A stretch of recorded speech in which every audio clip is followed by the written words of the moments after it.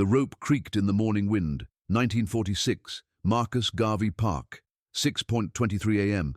An elderly woman walking her dog thought she saw laundry tangled in a tree. Then she got closer and started screaming because hanging from that oak tree was a young black man with a noose around his neck and a message pinned to his chest. And when police checked his wallet, they froze because his last name was Johnson, Ellsworth Bumpy Johnson's nephew.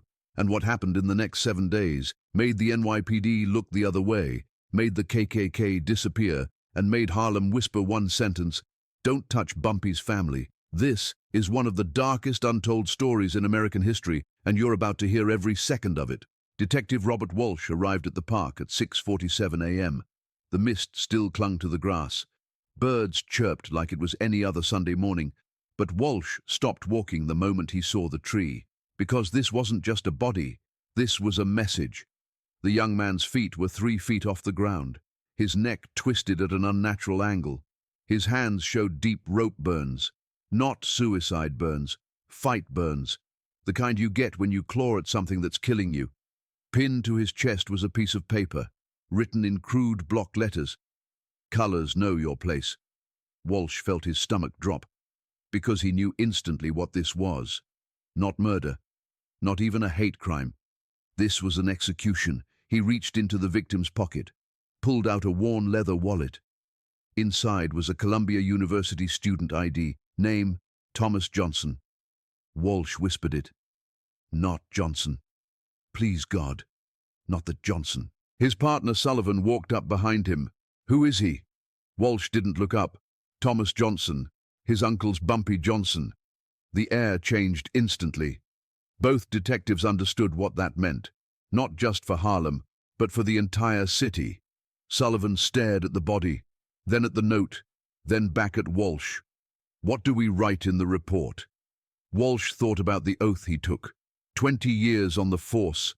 Justice. Law. Everything he was supposed to stand for. Then he thought about reality. 5 white men lynched a black teenager in 1946. No jury would convict them. Not in New York. Not anywhere. The system would fail, like it always did. "Suicide," Walsh said quietly. "What?" Sullivan blinked.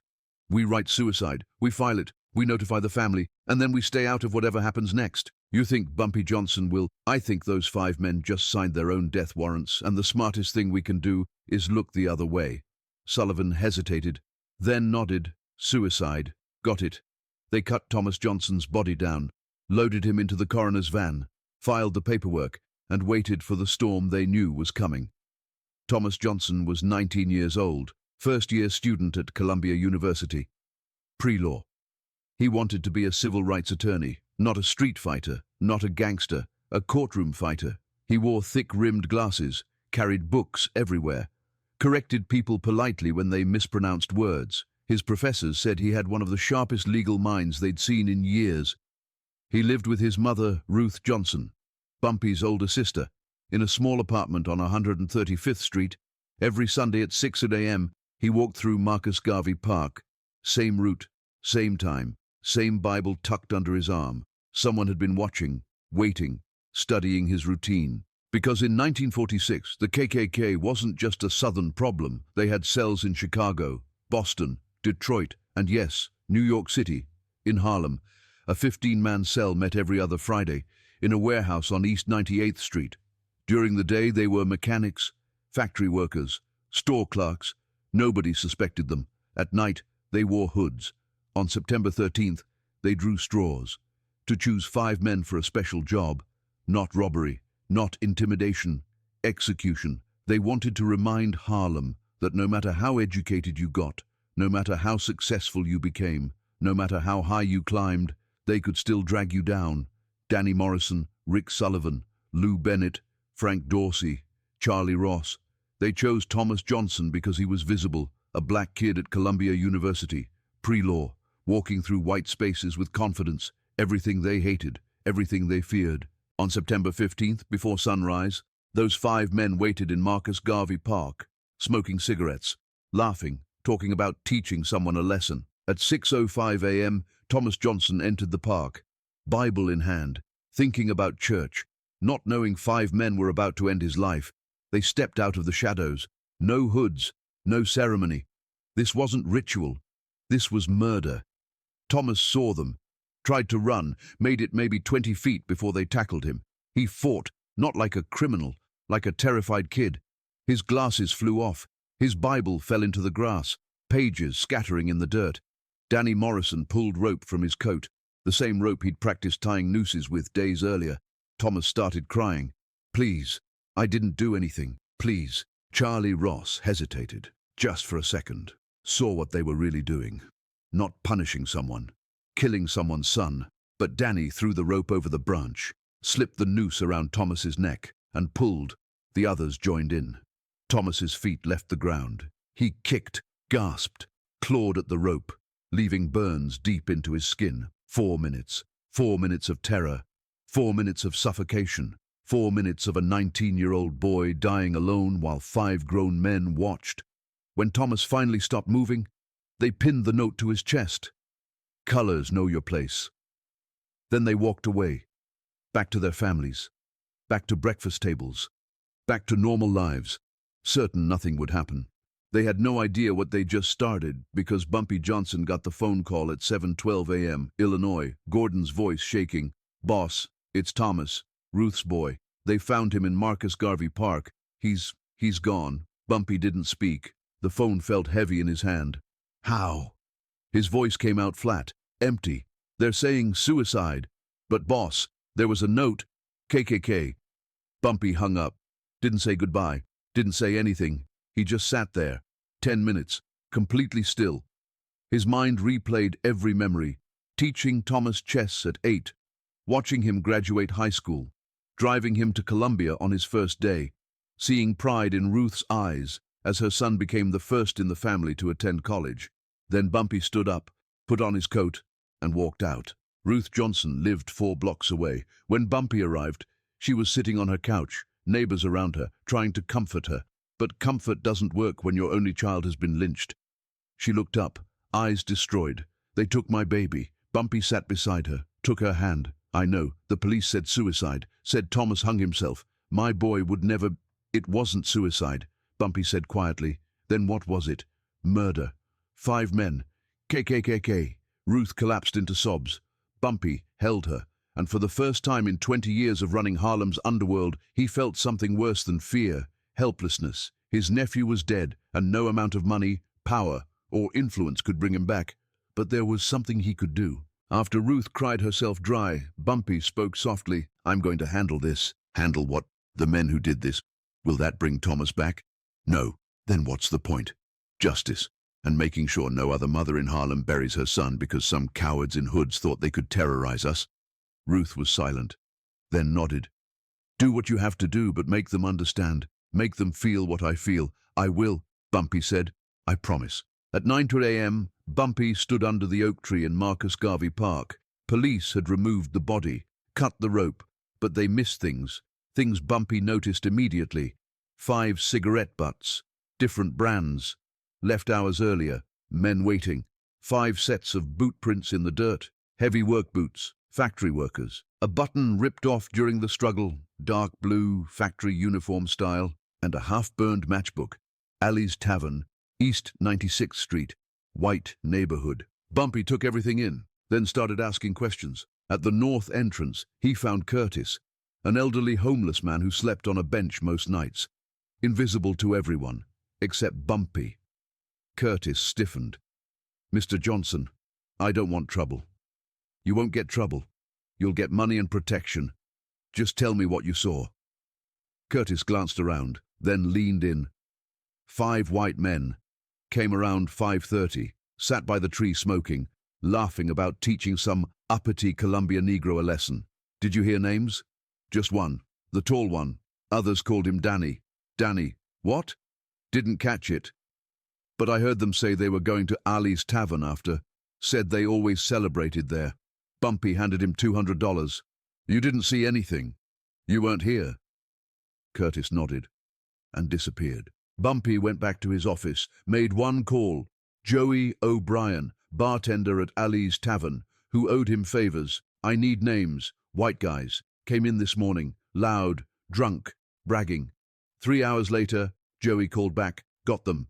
Danny Morrison, Rick Sullivan, Lou Bennett, Frank Dorsey, Charlie Ross. They regulars. Every other Friday, meet in the back room with about 10 other guys. Boss says it's some kind of club.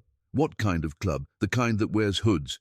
Bumpy hung up, already knowing. By 8 p.m., day 2, Bumpy had full files on all 5 men, addresses, jobs, families, routines, everything.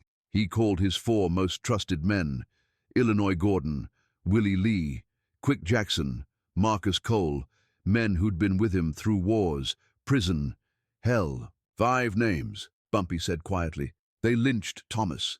Now they pay. 7 days. 5 men. Each one understands what they took from my sister, what they took from Harlem, and when this is over, we burn their whole operation. Every man in that KKK cell disappears. They brought Southern terror to Harlem. We're going to show them Harlem doesn't scare. The men nodded. This wasn't business. This was family. Document everything. Bumpy added, photos, evidence. I want proof of why these men had to pay. Danny Morrison worked at an auto shop in the Bronx, lived alone in a small house with a garage. September 17th, 8 p.m. Danny was working on his car when 3 men entered through the side door. He didn't recognize them, didn't have time to react, one hand over his mouth, another twisting his arm behind his back. Danny fought. He was strong, worked with engines every day, but these men were trained. They bound his hands with rope, the same kind he used on Thomas. Then Willie Lee threw rope over the garage beam. Danny's eyes went wide. He understood. They slipped the noose around his neck and lifted him. He kicked, choked, panicked. After 30 seconds, they dropped him, let him breathe, then lifted him again. 3 times. They let him taste death and pulled him back, teaching him exactly what Thomas felt. On the 4th time, they didn't drop him. They took photographs, documented everything. When Danny's wife found him the next day, there was a note pinned to his chest. 1 down, 4 to go. You knew your place, now you're in it. Harlem remembers. Thomas Johnson. Rick Sullivan heard about Danny, and panic set in. He locked his doors, looked over his shoulder, but life doesn't stop. September 18th, 5:30 p.m. Rick was in his garage fixing a lawnmower. He didn't notice the gasoline smell, didn't notice his emergency window nailed shut. 20 minutes later, he heard something behind him, turned, saw liquid spreading across the floor. Then he saw the match. Rick ran for the door, locked, ran for the window, sealed shut. He grabbed a wrench, started pounding. The match dropped through the mail slot. The gasoline ignited. The garage exploded. Rick threw himself into the door, broke through on the 3rd hit, collapsed into the driveway, on fire. Neighbors smothered the flames. Ambulance arrived. He barely survived. 60% burns, face melted, 8 months in the hospital, a lifetime of pain. On his mailbox, a note, 2 down, 3 to go. You burned crosses to terrorize families. Now you know how fire feels. Thomas felt this too. Lou Bennett loved the outdoors, so when he told his wife he needed to get away after hearing about Danny and Rick, she understood. What he didn't know was Quick Jackson and Marcus Cole had been following him for 2 days. September 19th, Lou drove 3 hours upstate, parked at a trailhead, started hiking. An hour in, he heard footsteps behind him, stopped. Silence. He walked again. Footsteps followed. Then he heard it. Lou. He froze. Lou Bennett. The voice echoed through the trees. From nowhere. Everywhere. You helped kill Thomas Johnson. Lou ran. Off the trail. Deep into the woods. For 3 days. They followed him. Never close enough to see. Never far enough to escape. Every time he slept, he heard the voice. Every time he drank water, he saw movement. By day 3, Lou was broken, crying, begging trees for forgiveness, talking to Thomas's ghost. Search parties found him wandering in circles, dehydrated, mentally destroyed. Doctors couldn't explain it. No drugs, no injuries, just trauma so deep he spent a year in a psychiatric hospital. In his hand, a note. 3 down, 2 to go. You hunted a boy like an animal. Now you know what it feels like to be prey. Frank Dorsey was next, and he knew it. 3 friends destroyed in 5 days. He moved his family into a hotel. Thought distance meant safety. Illinois Gordon had been watching him the whole time. September 20th, 2 a.m. Frank's house caught fire. Gasoline poured around the foundation, windows smashed for oxygen. Fire trucks arrived fast. Didn't matter. The house was gone. Everything, photos, furniture, children's toys, wife's jewelry, ashes. The fire chief found Frank at the hotel. "Sir, I'm sorry. Total loss. And this was arson, professional arson." Frank nodded. He already knew. On his burned mailbox, a note, 4 down, 1 to go. "You destroyed a family's future. Now you understand loss." Charlie Ross was the last one. He'd watched 4 friends destroyed in 6 days. And he knew. Absolutely knew. Tonight was his turn. September 21st, 5:30 a.m. Charlie got in his car, drove toward the police station. He was going to confess. Anything was better than waiting. He didn't notice the car behind him. Didn't notice when it boxed him in 3 blocks from the precinct, Illinois. Gordon stepped out, knocked on his window. Charlie looked up, saw his face, and understood. "Get out of the car, please. I'm turning myself in. I'll confess. Get out of the car." Charlie's legs shook as he stepped out. "You were going to run," Illinois said, like a coward. "I'm sorry. God, I'm so sorry. Danny made us. Danny's dead. I know. Please, let me go. I'll leave New York. You'll never see me again." Illinois pulled out a photograph. Thomas Johnson, smiling, Columbia sweatshirt. His name was Thomas. He was 19. He wanted to be a lawyer. And you put a rope around his neck and pulled. Charlie collapsed, crying. "I'm sorry. Sorry doesn't bring him back. Here's what's going to happen. You're not going to prison. You're not running. You're going to the warehouse on East 98th Street. No, I can't. You can, and you will, because you're going to deliver a message to your KKK friends."